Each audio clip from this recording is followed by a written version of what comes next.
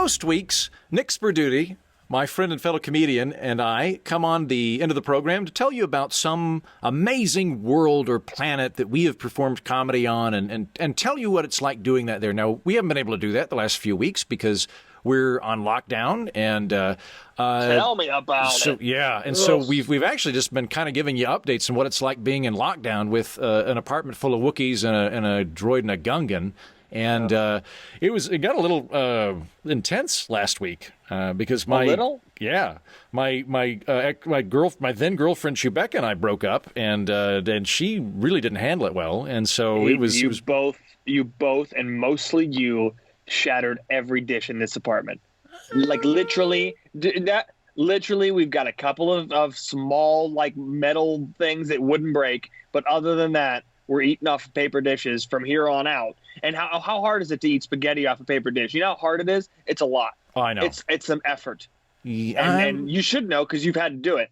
And meatballs rolling everywhere. You know, it was kind of a blur, but I'm pretty sure Chewbacca broke all those dishes. I think I was just standing there talking sense. You were just swinging your arms wildly like a madman shouting. I think we're saying the same thing. And so I'm going to just move on from that. Yeah, all right, and fine. The good news is that we're going to hopefully make it a little bit less tense in here because last episode, Nick suggested that we bring on our protocol droid, AJ-19, who speaks like 1,000 languages and knows all sorts of etiquette, and we think it'd be a good mediator between me and Chewbacca to, kind of just pave over some of this nasty business. And so we're going to bring on AJ again. He's been on previously. Andrew, we actually couldn't get AJ-19. He's currently our dishwasher, so he's on that side of the line and can't come over here. Wait, he's on Becca's side? Yes, but not on purpose. We didn't really think out the lines when we drew them. We just wanted you both to be able to get to the bathroom. Wait, does everybody else have to abide the lines? Not necessarily. But AJ unless does. You want to pick sides. Yeah, but no, AJ's he's hooked into the plumbing right now. Oh, really? So he can't really move. Yeah, that's how dishwashers work. Oh, well, yeah, good point. Yeah, I'm my bad. I I assumed he was just a mechanical man washing dishes by hand. He's actually a dishwasher. Yeah, no, he became a dishwasher. It's an amazing addition, but once we got the new setup for him and the new updates, it's been great. Anyway, the point is, I asked around, and I asked Megan. She said definitely not. And then I asked most of the other Wookiees, except for obviously Chewbacca, but they all have kind of some mixed feelings right now about the situation. Right. Also being Wookiees and being so close with you and Bex. And then I asked the iguana, and he said no. Well, he just kind of shook his head. That's everybody then. Well, there's one person that was kind of really enthusiastic and really gung-ho. And, pun not intended. You're not talking about our Gungan, are you? Joblobe? Surely not. So I thought maybe if we needed to fill space this week. Nick, I don't want to be a dick here, but I don't think people will even be able to understand our Gungan. Like, I can barely understand our Gungan. Like, he's like, Misa thinks Yusa, like he has this cartoonish, sing-songy caricature voice, and I like... Hey! Oh, God. Oh, boy. Joblobe. Hey, what are you guys doing over here? We're recording a podcast, Joblobe. Remember, this is what we talked about, the podcast. Yeah. Oh, yeah, you guys, you always seem so excited about it. Yeah, but so... You never quite tell me when you're going to be around, when it's going on. So, all right, so listeners...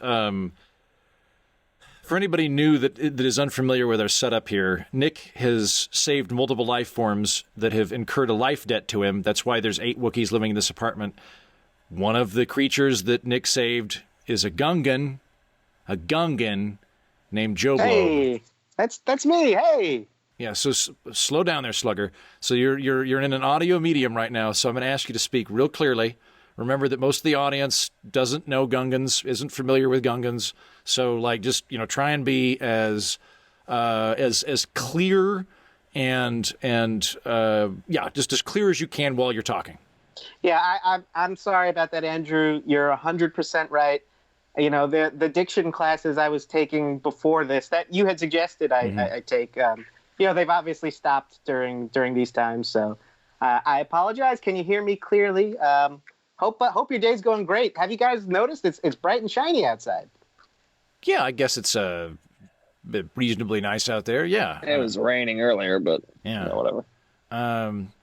So, Joblobe, I know that we're in pretty tight, confined space here, but I really haven't spoken to you in about 6 weeks. I just haven't got around to it. What have you been doing to keep yourself occupied during quarantine? Oh, at first I got a little sad and introspective, so I was reading some books that were just around the house, some philosophy and things like that. But I thought I should really put my efforts into something positive, something that's really, really productive. So I've been talking with some friends back on Naboo at the Gungan embassy there, and we're trying to get some supplies to help everyone out over here on Earth with this whole mess. I'm at level 15 of the dating game in Oculus Quest, so I've been doing stuff too. That looks like so much fun. I really can't wait till you let me try it. Yeah, well, I mean, maybe that'll It'll be a while. Yeah, it's yeah. Well, anyway, that sounds like you're occupying your time talking to fellow Gungans and stuff. Hey, can I ask you something, Joblobe? Yeah, go right ahead. So in your primitive Gungan culture, you have these life debts that you these life debts that Nick saved you from drowning, and now you're indebted to him. Is it for is it for all of your life? Or is it like a prison sentence for us where it's like life, but we can get out on good behavior? Like when do you get to leave? I guess it's until I can really repay it by saving him from some kind of imminent, mortal, life-threatening danger. If he did perish and I wasn't able to satisfy that debt, I would then have to, I suppose, take his place in his marriage. Okay, well, we're going to have to talk about that. I thought you were going to say take your own life, and I was going to say, no, don't do that. But I think that might be preferable. I got to say, taking place in my marriage. Nick, fair is fair. Like, fair is fair. It sounds like if you die, Joblobe really ought to take over, the spousal duties with Megan. I couldn't agree less, and I'm going to make sure that doesn't happen, whether I have to kill him my damn self. It's something to think about for sure, right? So if and when that happens, if Nick dies, Joblobe, good to know that you'll step in and wed the widow Sperdute. But if Nick, if you save Nick and you're released from the life debt, what are you gonna go back to Naboo and hang out in a swamp and trip on stuff? Like what would you do with your time? Hey, whoa! I mean, he trips over his leg and breaks something again. That happened once, okay? That happened once, and you try and paint it like I'm some bumbling idiot or something, but it's like we live with Dick Van Dyke with gills. At the beginning of that black and white show, he's just falling over futons all the time. This isn't one-ended, This isn't ideal for anybody involved. What do you mean? Yeah, you always seem so excited to be a part of our posse. Look, I'm trying, okay? I'm trying really hard, you guys. But I'm stuck with you, okay?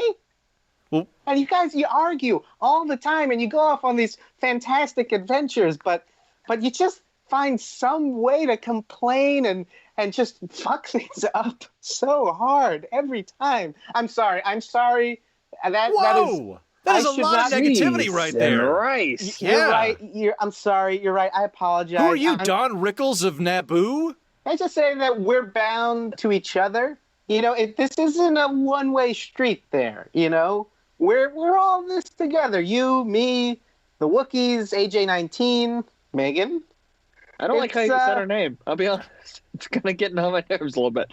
I'm sorry about blowing up earlier. The mortal debt will be paid when it's time for it to be paid. I think we really just gotta, have you guys ever gotten into Catan? I keep trying to bring it up during our weekly roommate meetings, but... Hey, Nick, can I talk to you for a second? Job, if you could just... Yeah, I'll hang out over here, read some con. Did he just call me what I think he called me? He wanted to what? Never mind. Oh, he said, no, to clarify. I think he said he's going to read some Kant. Not cunt, Kant. It's just that he's a Gungan, so it sounded like the C word. But he didn't say anything bad. Because he said he was reading philosophy earlier. He set that up. Does he know we're playing Catan? Like every course day? not. Why would I tell him? Shit, don't tell him. Because like, then he's I'm not going gonna want to. to play. It is a little harder now because we're on this side of the house, so it's going to be like our Catan side was on the other side. We were playing under the cabinet. I but can't wait he's till that definitely going to know at this point. tent I ordered from Amazon gets here, because then we can just hang out in the tent.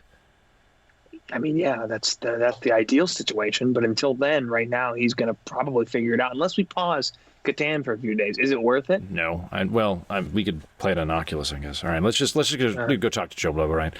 All right. Yeah. Catan would be super fun, Joblobe.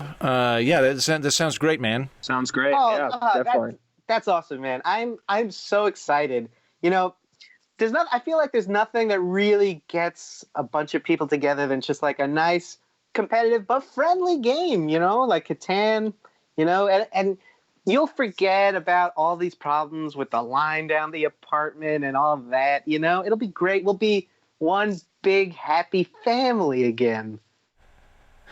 Great. Well, Joblobe, I'm glad we finally got you on the podcast to expose the listeners to you, and appreciate you coming on. Hey, can I just say before we finish things off here that I'm sorry I blew up earlier. It's just I care so much about both of you, and we've been through everything together. You know, it's really crazy when you think about it.